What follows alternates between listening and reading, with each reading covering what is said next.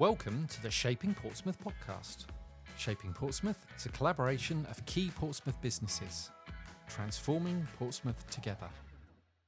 Welcome to another Shaping Portsmouth podcast with me, CEO Dave Humphries, and today I'm joined by Yvonne Clay from Gunwharf Quays. Welcome, Yvonne. Thank you very much. So, Yvonne, clearly everyone in the city knows you already, but just in case there's someone listening that doesn't, can you just tell us what your role at Gunwharf Quays is, please? Yeah, of course. So, as you say, my name's Yvonne. I'm the Centre Director here at Gunwharf Quays, which means I look after the two car parks, the shopping areas, the entertainment areas and the bar, and also the marina. So I have the best job in the world. I'd love the fact you started with the car parks. They're very important car to park me. Attendant, the primary role. But so obviously everyone will know Gunwharf, fantastic shopping centre, but it's not owned by Gunwharf Quays, it's Landsec, It is, which is yeah. the group you're part of, and you've got lots of other high-profile shopping centres, which I think includes Blue Water, which people will know. Yeah.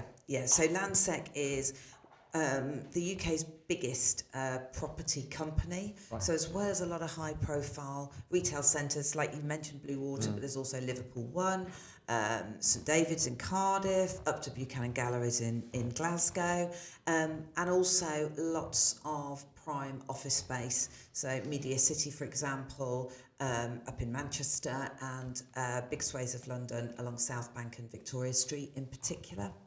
But of Great course, company to work yeah, for. I'm sure, but none as amazing as Gunwharf Quays. Nothing comes close. Does it? Nowhere else has the little shine that we have with the waterfront, being based in Portsmouth. Yeah, it's shopping and then some, as we like to say. Yeah.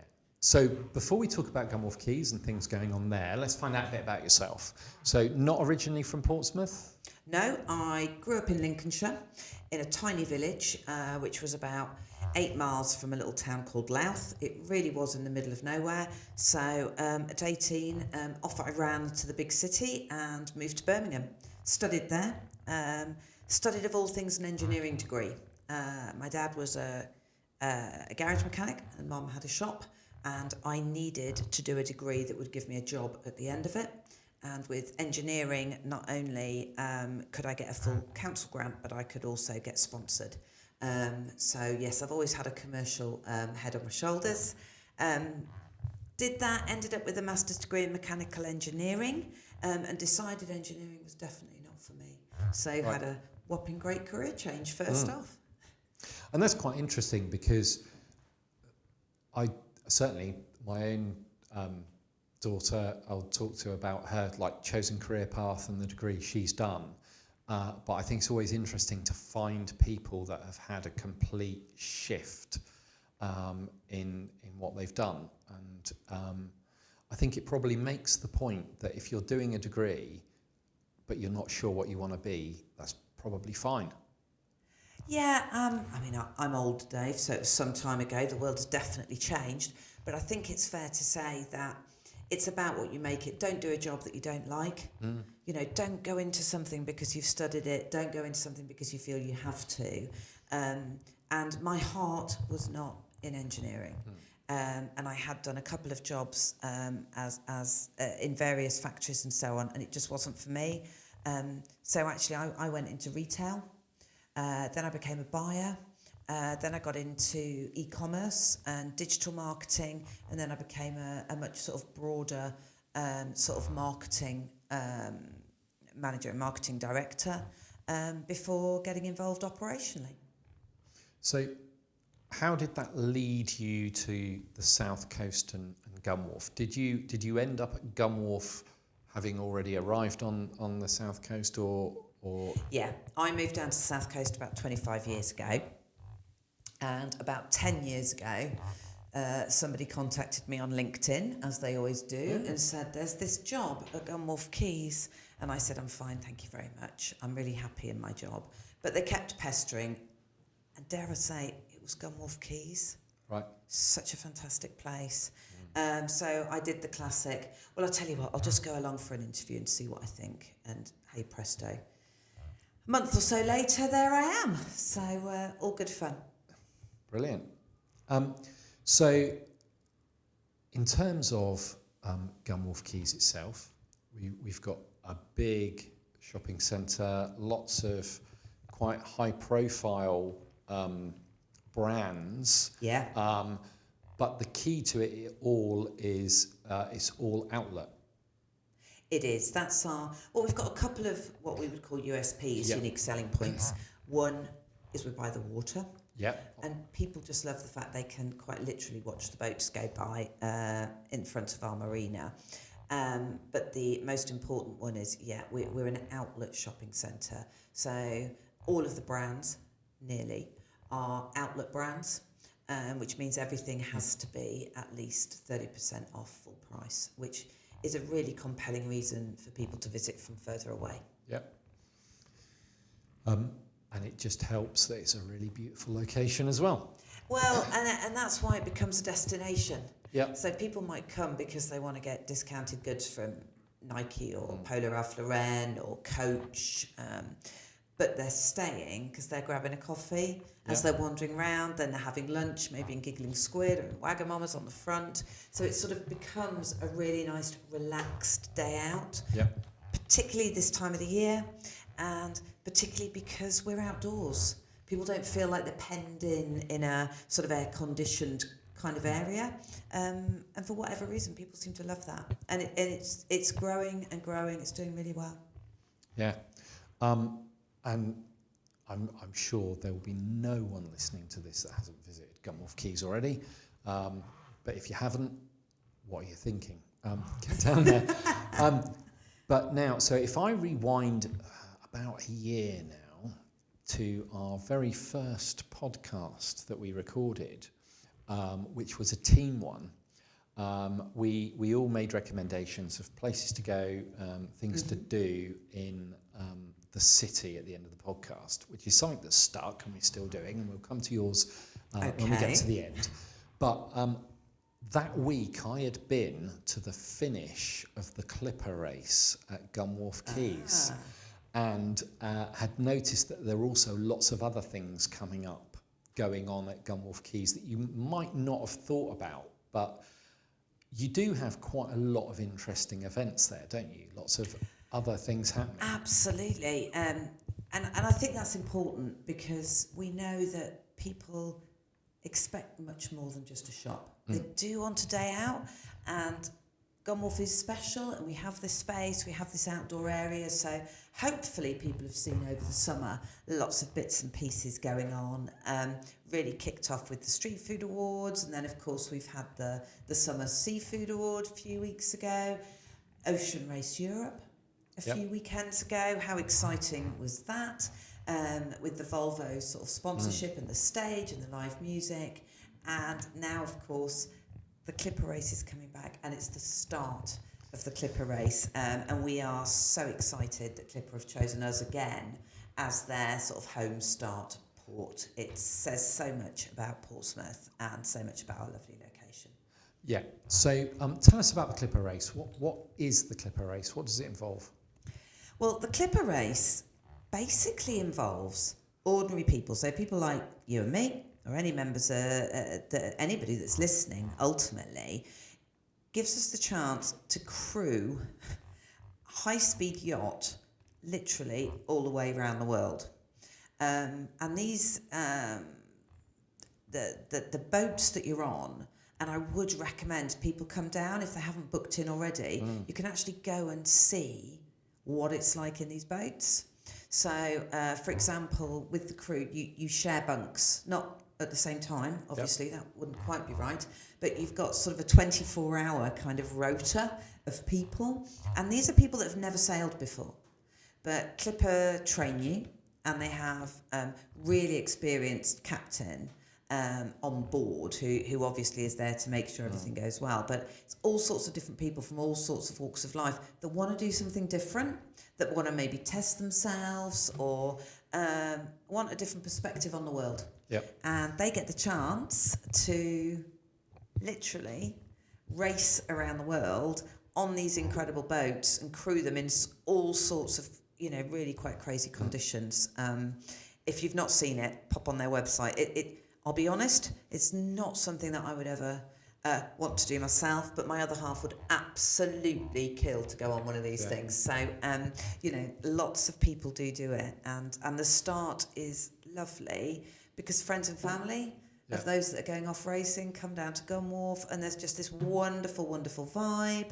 There'll be a stage there, there'll be some street food there, you can learn about the boats, you can find out more about it, and they are beautiful, and I think there'll be about 12 boats in our marina, so you can literally sail over and look at them, and they're from all around the world, so some are sponsored by, there's some from, I think, Taiwan and China, some are European, some are charity boats. There's an awful lot of work that's done around, as they're racing around the world, of course, they can get samples of water and so on and so forth that people can then test and review and look at so they can understand what the environment of the sea is at any given time. So, yeah, it is, as you can tell, I love it. It's an amazing event. A lot more to it than just the sailing.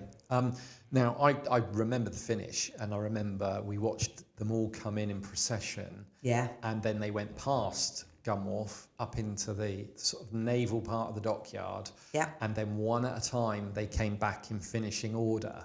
And that we had all of the smoke, coloured smoke going off. Oh, yes. Where the crowds were there, the friends and family again. And then we had the fantastic drummers and the parade down to the stage. But also a ton of Clipper-related exhibition stuff. Yeah.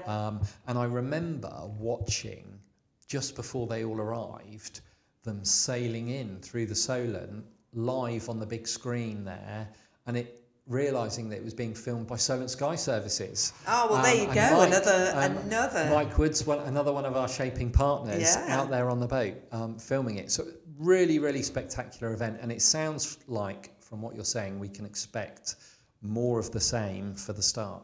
Absolutely. It'd be lovely. And we'll literally watch them sail out. Yeah. Which is gorgeous. And they're all waving. They're all really excited. And they start off gently in the Solent. And, goodness me, they can hit some big waves very quickly. Yeah. Yeah. No, it's going to be a brilliant event. Really looking forward to it. And I think we're really excited that they've chosen Portsmouth. Yep. As their start destination. After having, say, Ocean Race Europe come as well. We had Sail GP earlier in the summer. I mean, we are putting Portsmouth on the map as a fantastic city, all about sailing, all about getting on the water, which is just brilliant. Yeah, I suppose we can't lose sight of the amazing marine heritage and culture we have here in Portsmouth. So it's no surprise that things like that want to come. But whilst it's really, really great to have these events because of the spectacle that they are, for our city, they also bring in an enormous amount of money. I heard an estimate that of £14 million for Sail GP into the city's economy in that one weekend. So these events are not just good for you at Gunwharf Quays, they really have an impact on our city and huge impact. Our economy. Especially with Clipper, because of course, as I say, it's friends and families waving people off. So they're in the Portsmouth or Portsmouth area for sort of 4 or 5 days. Yeah. So the economic impact is huge, but they just get to fall in love with the city. Yeah. And word spreads, and sort of brand Portsmouth is really now being associated with high-end sailing, great place to visit, fantastic historical places to look and see. And it's right that Gunwharf is hosting these things. Yeah. I mean, the clue is in the name, Gunwharf. It's always had boats sailing out of it. Even D-Day, boats sailed out of Gunwharf as part of D-Day. So it's the heritage is massive. Back in the day, it was HMS Vernon. So it was indeed, and it was even an arms base in the days of Henry VIII. And so it really does date back. And it's great that you can't walk around Gunwharf without seeing the nods back to that. Some of the subtle ones and some of the less subtle ones, like big cranes. We've got big cranes, torpedoes. We've got the wonderful Vernon Monument statue in one of the ponds, because of course all naval divers used to be trained in the deep, what we call the deep pond, Yep. within the shopping centre, and you've got Vernon Gate.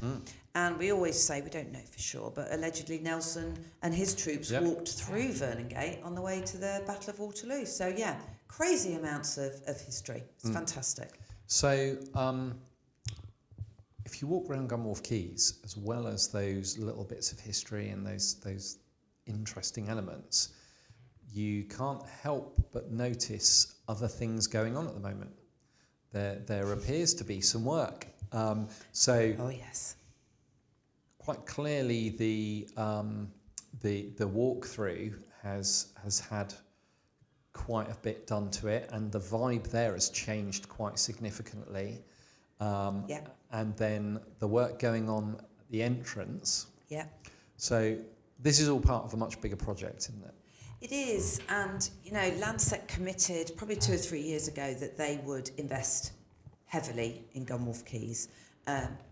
Smart people that I work for, they invest when they can see that there's going to be a return on investment. And fundamentally, that speaks volumes about Portsmouth as a city, because they've chosen to invest 45 million-ish over the next sort of 5 years. We started with the avenues, which is our kind of undercover horseshoe area. People are loving that. And you'll have noticed a gorgeous, shiny new Oliver bonus in the end of that. Brand partners are also loving that, so that's really helping. But as we move forward, as you say, Marlborough Avenue, which is our entrance where you come out through the tunnel if you've travelled by rail or you're walking through from that side of the city. Got lots of hoarding up at the moment, but that's very exciting. We'll be unveiling all of that, fingers crossed, November, December time. There'll be a bigger and better M&S. There'll be a fantastic new concept by the Cornish Bakery called Rise. Right. Crew clothing will move, and White Stuff are coming back, which is lovely news. We love it when a brand partner comes back, because we found some extra space. So Always liked White Stuff for flowery shirts. I mean, they do a fine range of flowery shirts, Dave. You're not wearing one today, I'm not which wearing is a one little today. disappointing. Yeah. My wife's not going to be best pleased to hear they're coming back because of the flowery shirts. But well, she is very welcome to buy non-flowery shirts for you in other locations, so that's no problem. And then, of course, what we'll be moving on to next is the waterfront redevelopment. So I've seen lots of plans for that, very much early stages, but really exciting. Can't wait. Saw some new plans for that literally yesterday. It's going to be great. Right, exciting stuff. And I suppose in the grand scheme of things, Gunwharf Quays isn't that old. 25 years old next year. So Portsmouth will be celebrating its 100th birthday as a city. Airbus, would you believe, will be celebrating its 75th birthday next year. And Gunwharf Quays will be 25. Yeah, wow. So, and of course, the tower has its 20th anniversary in October, because obviously that was built slightly later than the rest of Gunwharf Quays. Better late than never is my view on the Spinnaker Tower. It looks fantastic, so we'll let them off. It does, but I didn't realise you were sharing the 25-year anniversary with the city centenary, so that's another. It's all going on. Yeah, 2026 is a big year. The things you find out, but no, it's great that you know something that in the grand scheme of things is relatively new is having that amount of investment, and that does, as you kind of say, show a bit of forward thinking on the part of Landsec in realising the value of it and the value of the city. Massively, yeah.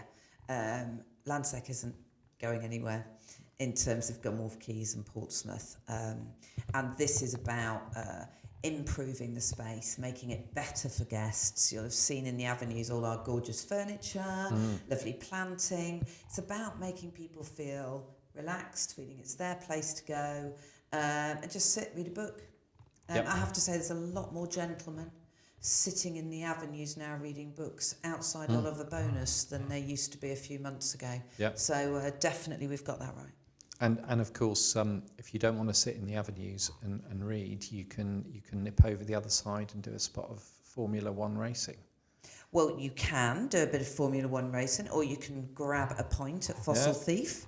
Yes, another. The local, our Staggeringly, local cafe. staggeringly good brewery, isn't it? It is. So yes, they're a Portsmouth microbrewery, and they've just opened as well. Yeah. So yeah, we're doing well. Loads going on. But obviously, that news that Landsec are not going anywhere particularly bodes well for us, because at Shaping Portsmouth, we have you, Gunwharf Quays, as a partner. But there is also a big social value community focus that comes with Landsec as well. So why, starting with Shaping Portsmouth, I guess, why is that important to you? Why are you so passionate about Shaping Portsmouth and keen to be involved with it? I think we've all recognised Portsmouth is an absolutely brilliant city. And as I said, I'm from Lincolnshire, and people described Portsmouth to me before I came down as a northern city in the south. Maybe that's why I love it so much, because it kind of reminds me of northern cities. It's got great soul, it's got great people, but some of the areas, as we know, in Portsmouth are really deprived, they really struggle, people really struggle. So what we want to do is make sure we're supporting the city, and particularly the people of the city that really support us. We love being in Portsmouth, and the people of Portsmouth really do love us. People are passionate about Gunwharf Quays, and that's such a pleasure for me. I want everybody in Portsmouth to feel like Gunwharf Quays is part of theirs, and we have so many opportunities that we can offer people as well. So there's about 3,000 people, full-time equivalents, employed at Gunwharf Quays. That's a lot of employment opportunity. We want to help young people that might be struggling, and other parts of the community as well, to sort of get on that work ladder, and really find some sort of happiness and some ongoing peace. And we want to inspire young people in the city to study hard, work hard, get a great job, and really move forward in their lives. So again, that's really important to us. So we've, one of the things that we've loved being involved in this year was Pride. Shaping Portsmouth obviously sort of helped link us in there. Shaping Portsmouth has helped link us in with a number of different organisations. But one of the things I'm most proud of is that in the first 6 months of this year, Shaping Portsmouth, delivered £500,000 worth of social value to this city, and it would be difficult for us to do that on our own. We are not set up to deliver that. We are a retail business, but by supporting you, we can help give lots and lots of money back. So we do that with Pompey in the Community and other sort of Portsmouth charities as well. But it's key to us. We talk about shaping the places of the future. That's Landsec's goal. Ultimately, you shape the places of the future by making sure there is a place for all the people of that city to use, to be comfortable in, and that is critical as part of our sort of roadmap. Shopping isn't. People can go online if they want to. We want to make an environment that makes them feel so good and makes them feel happy that they just want to come there. I love the fact that we have people that just walk through our centre every morning walking their dogs. And they stop, and our security team stroke the dogs, and we know the dogs' names, and it's absolutely lovely. They are just as important, if not more so, than people that perhaps travel for 2 hours down from London with very big wallets, spending lots of money in our gorgeous brands. Everybody is welcome. We are a hugely inclusive centre. Yeah, and as a complete aside, it always strikes me whenever I go to Gunwharf how dog-friendly it is. All of the shops, dogs. Everywhere. Love dogs. It's great how the world's moved on, because it used to be sort of guide dogs only, didn't it? But now there's everyone out there shopping with dogs. It's great. It's one of those things, and people like it. Yeah. Particularly our security team. Don't go near our security team with a dog, because they'll try and take it home.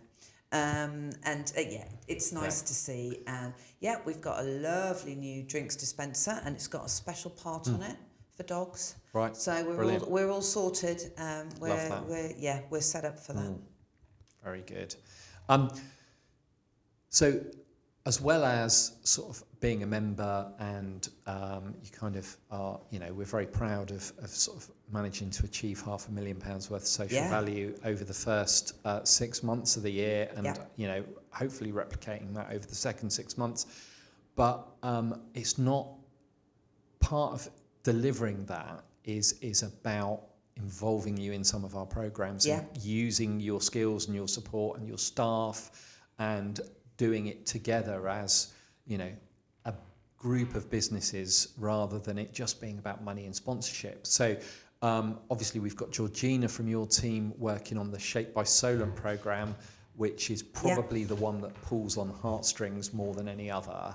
And the pinnacle of that program being the shop at the conference and what goes on there, which everyone loves, and so looking forward to this year's because it's got the centenary theme. So that's really good. And now Tony in your team also becoming our lead on Choose Employability and working on some of the, I suppose, marginalised cohorts of people, and they're trying to help create opportunities for people to get employment. Yeah, one of the reasons I love my job as much as I do is because my team are absolutely brilliant. So I do have the easiest as well as the best job in the world, because honestly, I've never met such a fantastically passionate bunch of people. And of course, we're all at Gunwharf Quays. We all live reasonably locally, so we're massively passionate about Portsmouth. And what you find is people want to give back. So Georgina and Tony in particular were really keen to give back. They're passionate about that. It means a lot to them. So, and from our point of view at Landsec, how great that they get the opportunity to get involved in the community and add value. Again, I go back to, shaping places for the future. Actually, they are having a really positive personal impact working with some of these groups, as you've said, that do face obstacles, challenges, blockers that perhaps others don't. And it's not just them. I was so chuffed and very proud a few weeks, probably a month or so ago, when one of our security team who works for SCAS as a volunteer, South Coast Ambulance, he's a first responder. He's also one of our security guards, and he came and did a fantastic career talk for care leavers. Right. Great to see him there. So it's about trying to pull people from across our business because lived experience, particularly for a lot of these people, is key. So I'm sorry, Dave, we're going to be banging on your door because we want to be involved in the community. We want to be making a difference. And if I've got team members that are passionate about Portsmouth, I'm going to absolutely make sure not only it's about us giving money, but it's about us giving time, and it's about feeling connected to sort of where we live and work. Yeah, absolutely. And also on that note, it's not just our programs, but some of your own as well. And I had the privilege of coming down and joining you for the Made in Portsmouth presentations. Oh, when we get the schools in. Yeah, where the schools come in. Yes, and how good were they? That's our sort of entrepreneurial piece, to try and get young people to think in a different way, to think in a more business-like way. So to get 14-year-olds pitching business ideas is quite a coup. I think you were Simon Cowell, weren't you? Maybe. I'm not quite sure who I was. One on the end. But absolutely brilliant to give schools the opportunity, particularly for those studying business studies at that sort of 14, 15-year-old age group, to really understand what a business plan is and how you pitch a business plan and how you present. So again, it's another way we can add value, we hope. And I mean, the premise of that was, if you had a shop on the Gunwharf Quays site, what would you do with it? Yeah. And I don't know what I was expecting. I suppose I was thinking there would just be some design ideas and we would sell this or we would do that. But the detail that went into those business plans in terms of... we expect a full financial P&L. And they need to prove that there's a business need. And remember, they'd all done a day at Gunwharf Quays previously. They'd been shown the unit that they would be so we took them through an empty unit. So it's a really interesting one. So yeah, we love. Sorry, I'm getting carried away again. You can see I'm very passionate about this. What was, I think, what made that really special was that we sat there and we looked at some quite viable business ideas. Oh gosh, yeah. That could have run. Yeah. They had legs, they would have worked, and it was really interesting. And then on top of that, you then had the creativity that they introduced. I think there was one team that did it as a wrap, didn't they? Their presentation. Oh yeah, I mean, it was just incredible. Yeah, I've never had a pitch wrapped to me before. That was first for me, but it was brilliant. Yeah. So no, I think on that as well, the work we did with Love Portsmouth, with Portsmouth City Council and Lulu from Love Southsea to support small businesses. Again, what an amazing thing for us to be able to offer. And from that, the Staggeringly Good Brewery that we just talked about have now opened and got a thriving day and evening business going. And if you've not tried their coffee and pastries, where have you been? I'm probably more interested in their brewing. Excellent. I'd recommend a pint. You can sit out by the canal. Absolutely. But I think that the Love Portsmouth shop, what a success, and something that I suppose I did wonder what would it be like inside. And we've gone from sort of a market concept with Love Southsea to now a shop in quite a high-end retail establishment, but it held its own. It kind of fit in beautifully. They did an incredible job, and I think that was where expertise from somebody like Love Southsea was really helpful in just pulling that together. But also, when we talk about sort of the partnership within Portsmouth, a lot of the furniture came from Victorious. From the team at Victorious Festival. Yeah. So again, it's people working together within Portsmouth and collaborating to deliver great outcomes. Yeah. And I think for us, I always say our door is open. We are looking for other ways as well that we can collaborate locally. Yes, we need the big brands, of course we do. But I think we've proved over the last 18 months that there's a place for everybody at Gunwharf. And I think talking about Love Portsmouth, one of my personal highlights of this year was a photograph, because I was lucky enough to get to be on the judging panel of the Portsmouth Business Awards this year.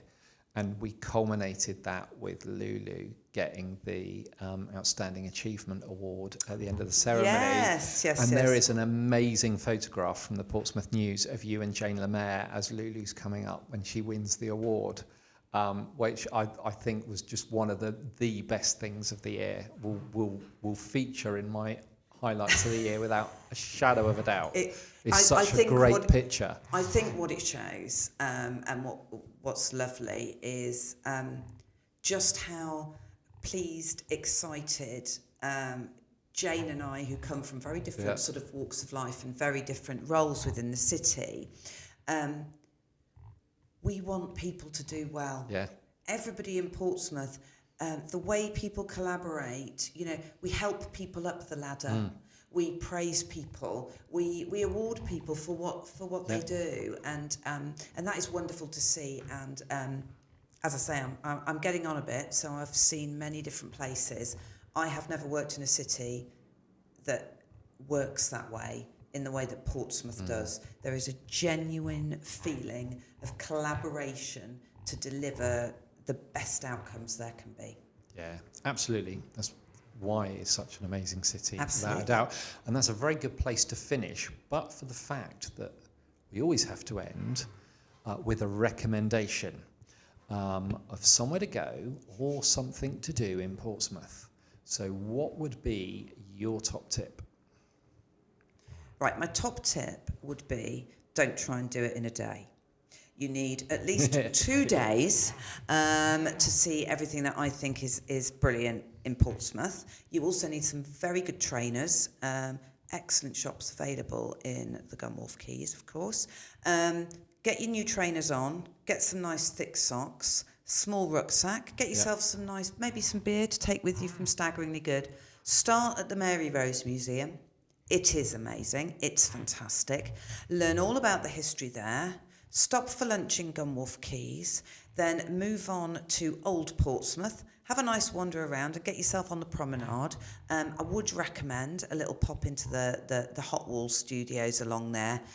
When they're open for an open day, you can see so much fantastic stuff. Head on down that promenade until you get to the fabulous D-Day Museum. Go into the D-Day Museum. Make sure you get inside the incredible landing craft. Watch the videos, hear the stories. It is absolutely kind of life-changing, and it really makes you understand what people went through, and I think keeps memories of World War II alive. Go in there. And then once you've had your breather there, walk up and walk behind Southsea Castle. My favourite place now in Portsmouth is the area just behind Southsea Castle, and it's all been landscaped as part of the sea defence area. There is a poem on the wall there by Simon Armitage, who is the poet laureate, for those that don't know. But there's all this amazing seating, and you can just sit there, look out to sea, watch the Isle of Wight. It is glorious, and it is my favourite spot in Portsmouth. Wow. So I think that bit's called the Theatre of the Sea, isn't it? There, where the tiers are. But that Simon Armitage poem. I'll just call it behind Southsea Castle. Then I know where it is. But you're obviously looking out at the same view that 480 years ago Henry VIII had as he watched the Mary Rose sink, because that's the and I am spot. pleased to report I've seen a canoeist in a little bit of trouble, but so far nothing has sunk while I've been watching things go by. So it's been okay. Hopefully the canoeist is all right. He did make it safely to shore. It was a brave thing trying to take on the currents of Portsmouth. Yeah, but the I don't think the landing craft has had a mention in any of our recommendations yet, and that is a really interesting one, because it's without going on there and starting to see some of the things like the sick bowls and buckets, and you really start to understand what they went through, and the kitchen prep area, and realising how small it was and what it must have been like on that boat heading over to France. And how long they were on the boat for. Yeah. I was thinking little 3-hour ferry trip, pop off the other end. But some of them were on those boats for like 72 hours, 3 or 4 days. Sat offshore waiting to land.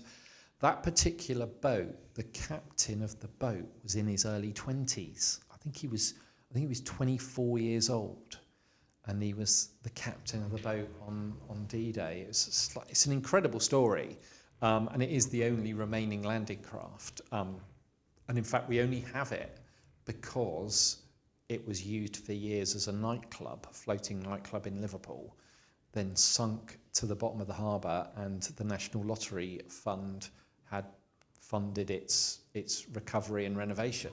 I mean, I've got to be honest, I'm not sure it would have made a great nightclub. But that's my personal view. Who knows? Maybe people like being locked in a metal chamber with a small kitchen area out the back. Wouldn't have been my idea of fun. Stories from people that have seen it say it's meant to have been very, very good in its day. But there you go. So that's not just a recommendation, but a whole day out there. But definitely. I could keep going, but I'm going to stop there for the sake of this podcast. Get down to the back of Southsea Castle, behind Southsea Castle, Theatre of the Sea, Simon Armitage poem, amazing view. Just sit. And just wonderful spot. Yeah. And actually, have a little walk around the castle whilst you're down there, because that's a great little visit as well. It is. Brilliant. It's been great talking to you. Really looking forward to the start of the Clipper race and seeing the other end of it this time. And particularly looking forward to seeing all of the development at Gunwharf Quays taking shape and continuing to work with you as such fabulous partners with everything we're doing. So thank you. No, thank you. Lovely to meet with you today. This podcast was brought to you by Shaping Portsmouth, working to make Portsmouth the #1 UK city in which to invest, live, learn, work and visit. To find out more, please visit shapingportsmouth.co.uk. This podcast was supported by Spark Community Space and Portsmouth Community Lottery.